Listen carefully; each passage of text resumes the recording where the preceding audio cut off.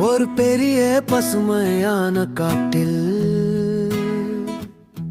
ஒரு உயரமான மலை இருந்தது.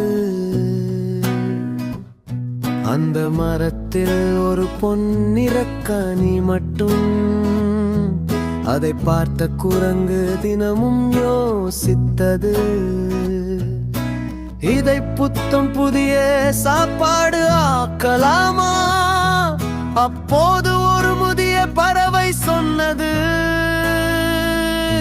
நீ பகிர்வது மகிழ்ச்சியை பெருக்கும்.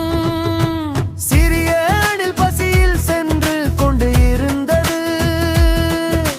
குரங்கு யோசித்து கனியை பகிர்ந்தது.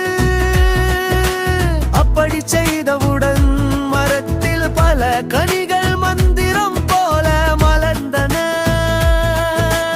பகிர்ந்த மகிழ்